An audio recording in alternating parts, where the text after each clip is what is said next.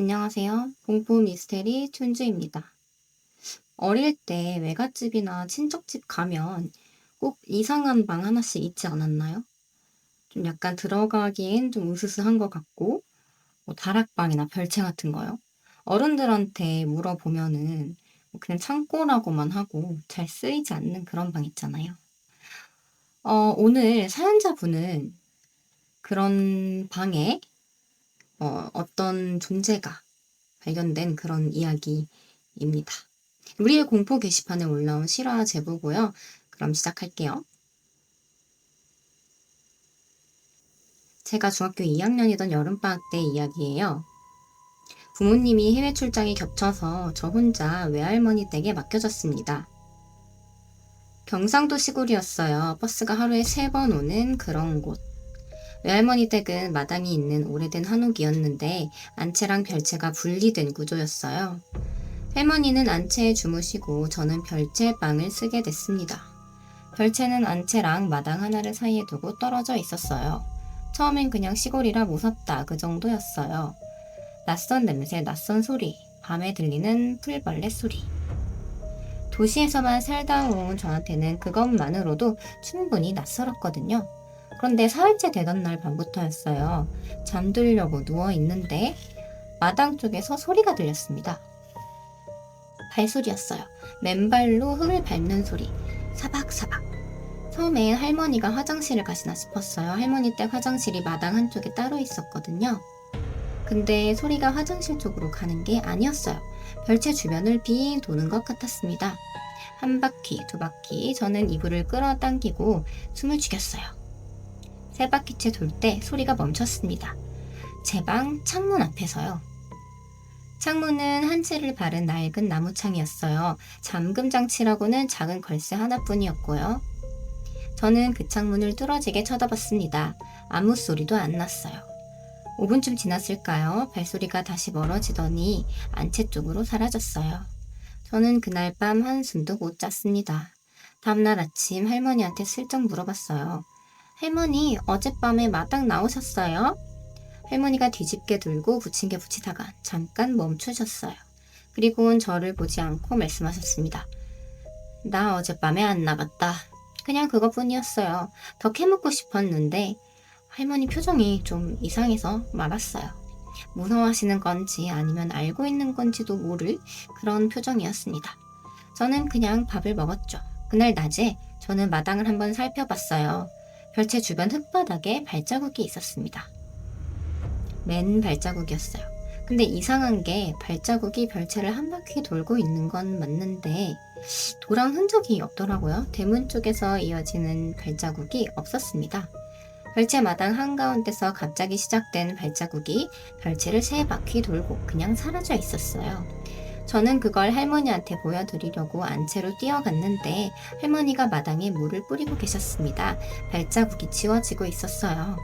할머니는 저를 보더니 그냥 웃으셨어요. 덥다. 마당에 물 좀 뿌려야지. 저는 아무 말도 못했습니다. 그때부터 이상한 게 하나씩 눈에 들어오기 시작했어요. 할머니 댁 안채 대청마루 끝에 벽 쪽에 문이 하나 있거든요. 낡은 나무 문인데 자물쇠가 채워져 있었어요.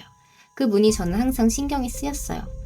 왠지 이유는 모르겠는데 어느 날 할머니한테 저 방이 뭐냐고 물어봤어요.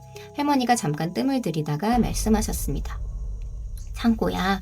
오래돼서 잠가뒀어. 들어가면 안 돼. 그냥 창고치고는 자물쇠가 좀 유난스러웠거든요.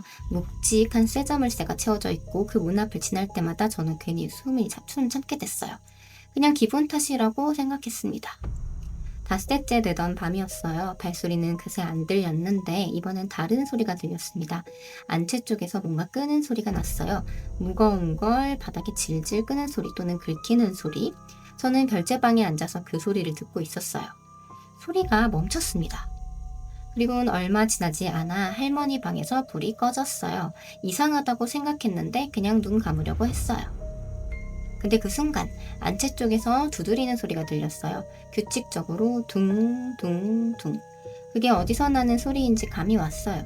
자물쇠를 채운 그 문 쪽이었습니다. 둥둥.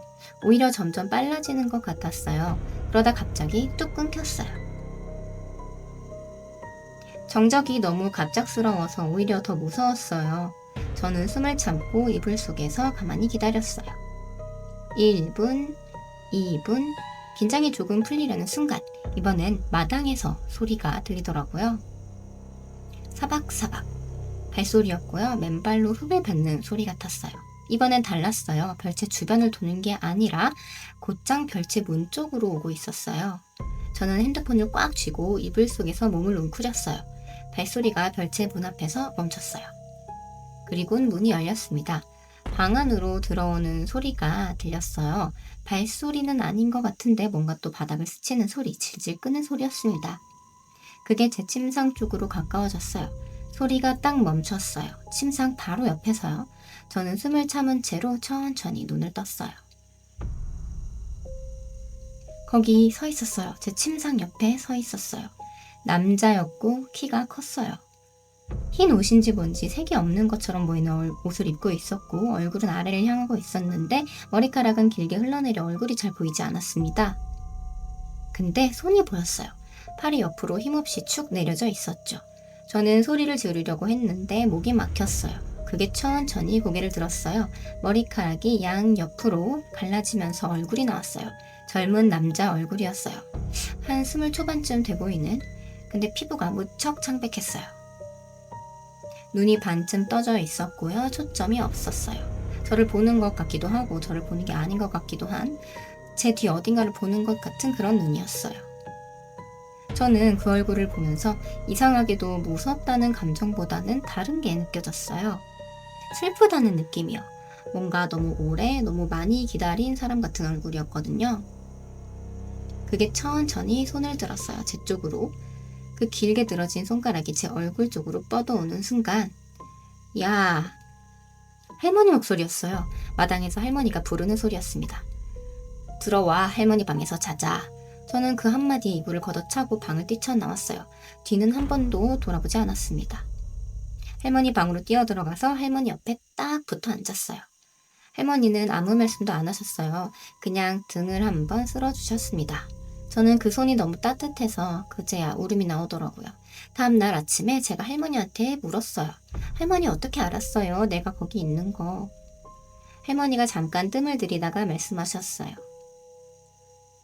걔가 할머니한테 왔어. 오늘따라 방에서 안 나가더니. 할머니가 조용히 덧붙이셨습니다. 조카 보고 싶어서 왔는데 너무 오래 혼자 있었던 거야. 너 무섭게 하려던 게 아닌기라. 그날 아침 밥상 앞에서 할머니가 처음으로 그 얘기를 꺼내신 거예요. 숟가락을 내려놓으시더니 한참 동안 말이 없으셨습니다. 그리고 조용히 말씀하셨어요. 그 방에 있는 거 네 외삼촌이야.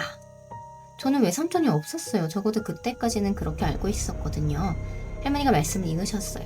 너 태어나기 전에 죽었어. 23세. 그때부터 저기 계속 있다. 원래는 할머니 방 옆에 있는 게 좋은 거야. 그런데 네가 온 뒤로 할머니가 저를 바라봤어요. 자꾸 별채 쪽으로 간다. 저는 그날 짐을 싸서 버스를 타고 나왔어요. 부모님한테 전화해서 무조건 데리러 오라고 했습니다. 엄마한테 외삼촌 얘기를 꺼냈더니 엄마가 한참 침묵하시다간 말했어요. 할머니가 그 얘기를 했어? 저는 처음 안 거냐고 물었어요. 엄마 목소리가 낮아졌습니다. 오빠 죽고 나서 할머니가 오빠 방을 가둬놨어. 오빠 안 나가게. 저는 물었어요. 근데 왜 내가 갔을 때 움직인 거야? 엄마가 대답을 안 했어요. 한참 있다가 이렇게만 말했습니다. 오빠가 조카를 한 번도 못 봤거든. 그 뒤로 저는 외할머니 댁에 가지 않았어요. 할머니가 돌아가실 때도 저는 거기서 자지 않았습니다. 장례 마치고 짐 정리할 때 제 사촌이 그 방 자물쇠를 따보자고 했어요. 저는 말렸어요. 사촌은 기어이 열었습니다. 방 안에는 아무것도 없었어요. 오래된 먼지만 가득한 빈 방이었습니다. 다들 싱거워하면서 나왔어요. 저는 마지막에 방을 한 번 더 들여다봤어요. 창문 쪽 벽에 손자국이 있었습니다. 먼지 위에 찍혀 있었어요.